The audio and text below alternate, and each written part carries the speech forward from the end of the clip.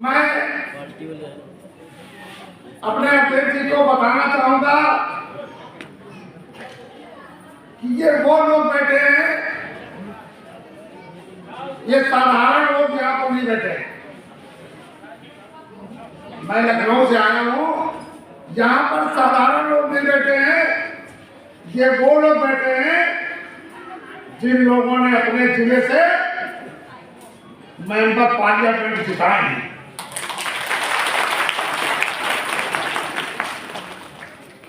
ये वो लोग बैठे हैं यहाँ पर जो यहाँ पर एमएलए जिताए हैं।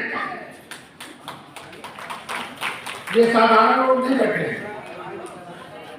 हम बराबर 2 महीने से माननीय जिलाध्यक्ष के साथ में सेक्टर और बूथ की बैठकों में जा रहे हैं। मुझे लगता है कि 80% लोग वही यहाँ पर बैठे हैं जिनके सामने हम वोट करके आए हैं।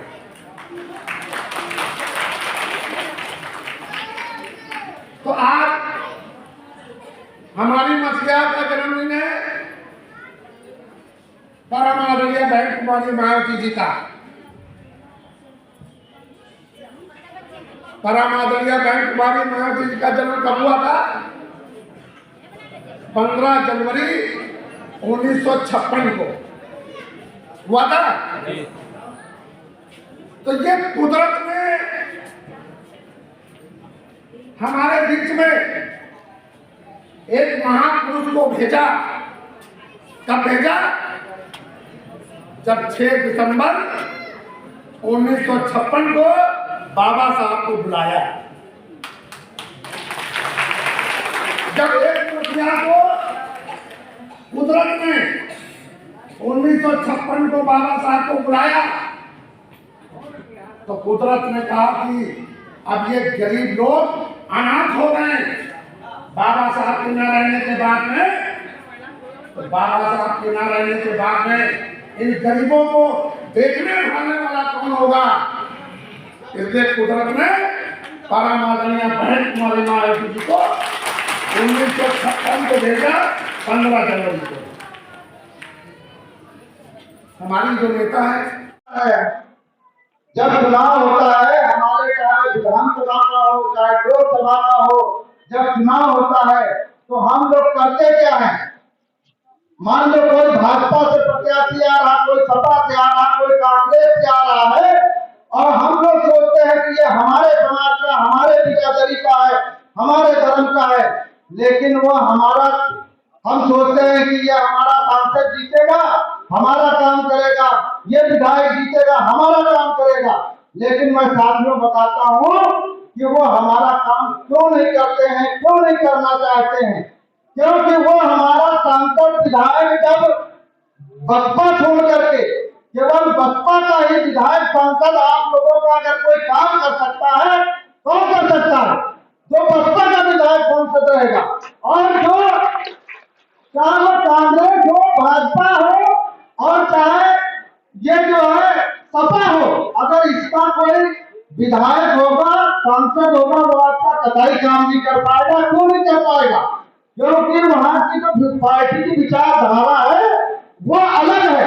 केवल बहुजन समाज पार्टी का जो विचारधारा है, समतामूलक समाज की स्थापना करके सब समाज को बराबरी का हक अधिकार देने का काम केवल बहुजन समाज पार्टी करती है।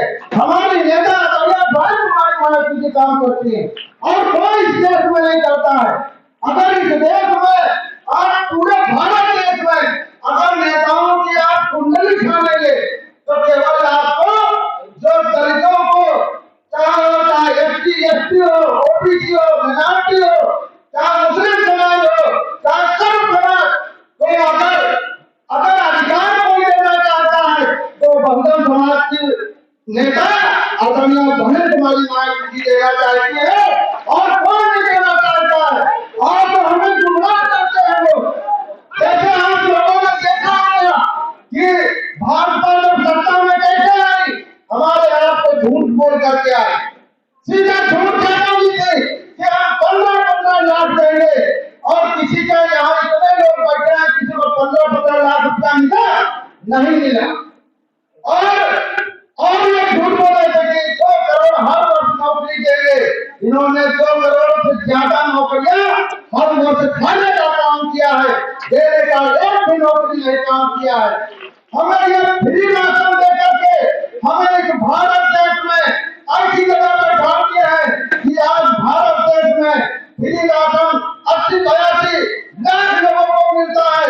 मतलब आज हम भिखारी हो गए हैं, ऐसी दशा में पहुंच गए हैं। अगर ये सरकार हमें 2 करोड़ नौकरी देने का काम करती तो हमारे जो है 2 करोड़ घरों में रोशनी अपने आप चलती, हमें किसी के आगे हाथ फैलाने की जरूरत नहीं पड़ती। साथियों, अभी समय है, 75 साल बीत गए हैं और इन 75 साल में अभी जो संवैधानिक चीजें आज लागू होना चाहिए था, अभी कोई लागू नहीं कर पाया है। आपने देखा होगा 2007 में आदरणीय बहन कुमारी मायावती जी के फ्लूट बजाने में सरकार बनी थी। किस तरह बनी? क्योंकि समाज में भाईचारा पैदा करके सरकार बनी थी। हमारे नेता का फिर उसी तरह आदेश है, निर्देश है हम सबके लिए कि हम लोग यहाँ से जाएंगे और अपने अपने सेक्टर बूथ में, अपने अपने मोहल्लों में भाईचारा पैदा करके समता मूलक समाज की स्थापना तभी संभव है जब हम अपने सेक्टर बूथ में भाईचारा उत्पन्न करके 2024 में आदरणीय बहन कुमारी मायावती जी को इस देश की जो सबसे ऊंची कुर्सी है, वो कौन सी ऊंची कुर्सी है? प्रधानमंत्री की कुर्सी है। क्योंकि जो सांसद होता है, विधायक होता है, उसकी कुर्सी में ताकत दोस्तों नहीं होती है। माताओं पहले आप इस बात को समझो कि जो सांसद और विधायक की कुर्सी होती है उसमें ताकत नहीं होती है। प्रधानमंत्री और मुख्यमंत्री की कुर्सी में ताकत है। वहां अगर इतने लोगों का भला कैसे होगा? जब आप अपना मुख्यमंत्री बनाओगे। हमको आपको अपना विधायक सांसद नहीं बनाना है, इस तरह मेहनत नहीं करना है। हमको इस कदर मेहनत करना है कि हमको अपना देश का प्रधानमंत्री बनाना है, इस प्रदेश का मुख्यमंत्री बनाना है। हमको इस तरह मेहनत करनी है। हमें इस तरह की मेहनत नहीं करनी है कि हमको अपना विधायक सांसद बनाना है। मैं क्या कहना चाहता हूँ कि सांसद और विधायक की कुर्सी पर वो ताकत नहीं है, हमारे प्रधानमंत्री मुख्यमंत्री की कुर्सी में ताकत है। जब इतने सारे लोगों का जब भला होगा तभी संभव है, जब आप अपना प्रधानमंत्री बनाएंगे। ये जो हम अपने आप बनाते हैं ना कि हमारे समाज का पुरानी पार्टी से विधायक आ गया, संसद प्रत्याशी आ गया, हम अपना अमूल्य दूसरों को देखते हैं और वो हमारा एक फल भी काम नहीं कर पाते हैं। जो उन पार्टियों की जो विचारधारा है हमारे आपके विरुद्ध है, अनुरूप नहीं है। अगर अनुरूप किसी पार्टी का है तो बहुजन समाज पार्टी जिसका चुनाव चिन्ह हाथी है।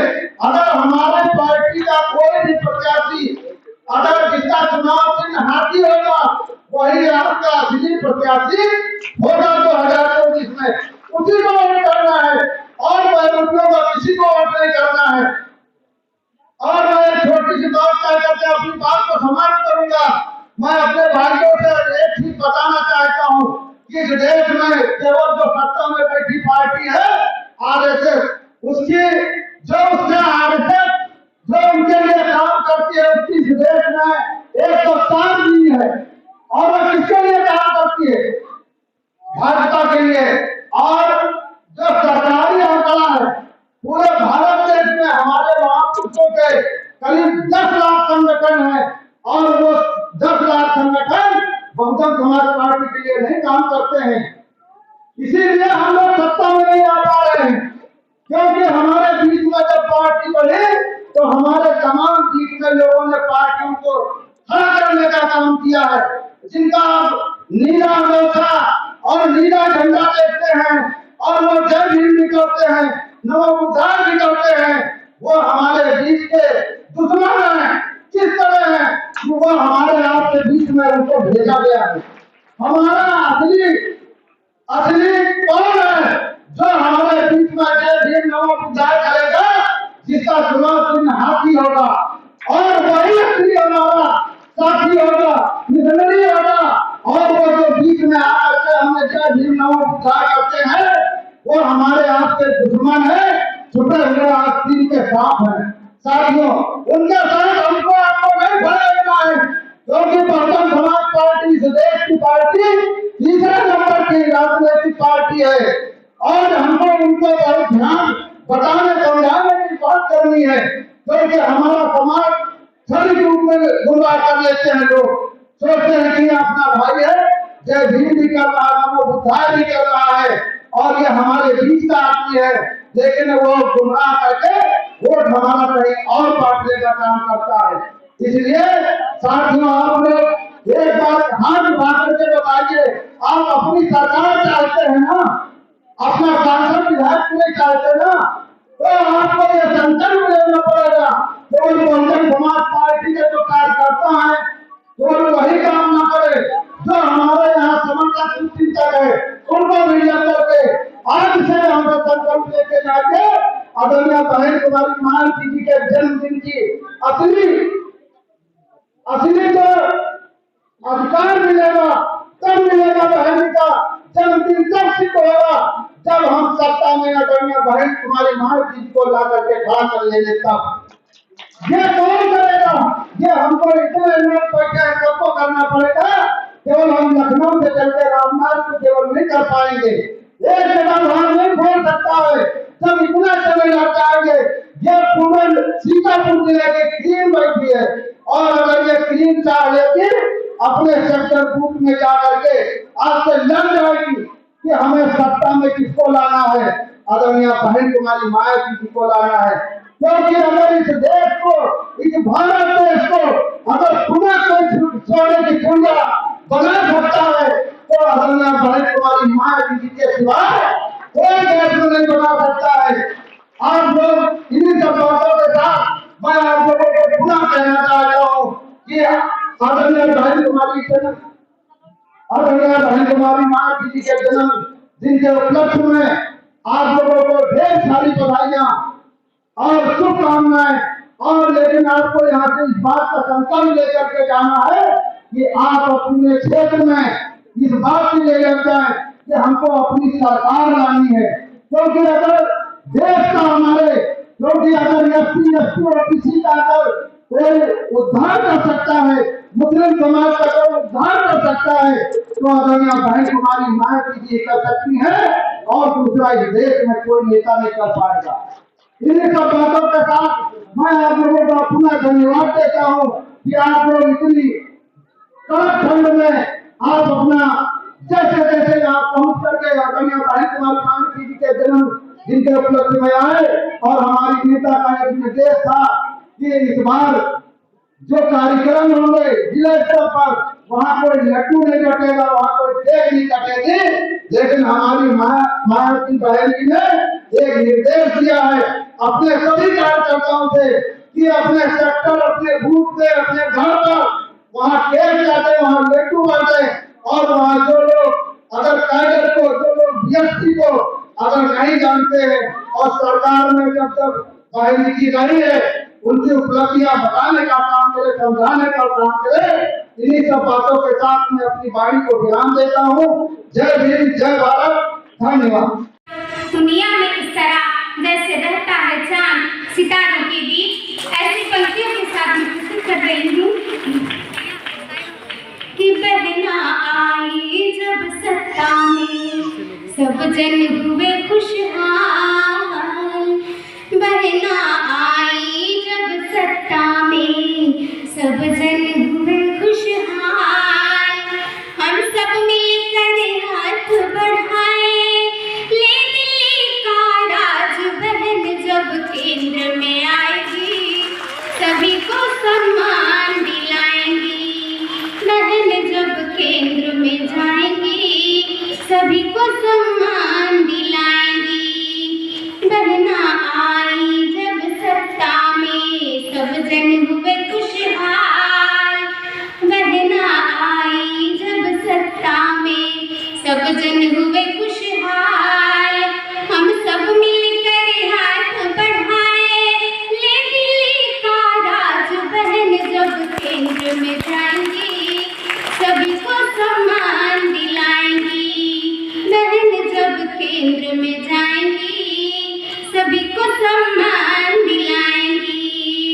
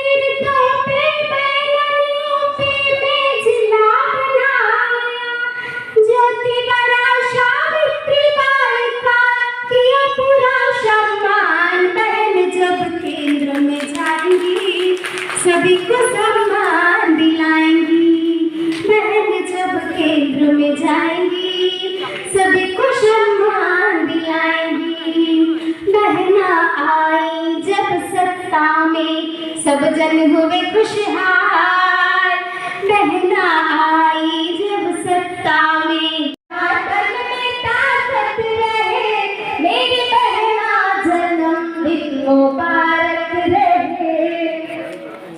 बुद्ध भगवान से करते आराधना, बुद्ध भगवान से करते आराधना, पूरी होती रहे हर मनोकामना। बुद्ध भगवान से करते आराधना, पूरी होती रहे हर मनोकामना। आप युग युग जियो सबकी प्यारी बहन, आप युग युग जियो सबकी प्यारी बहन। दूर ही दूर तुमसे कयामत रहे, आप युग युग जियो सबकी प्यारी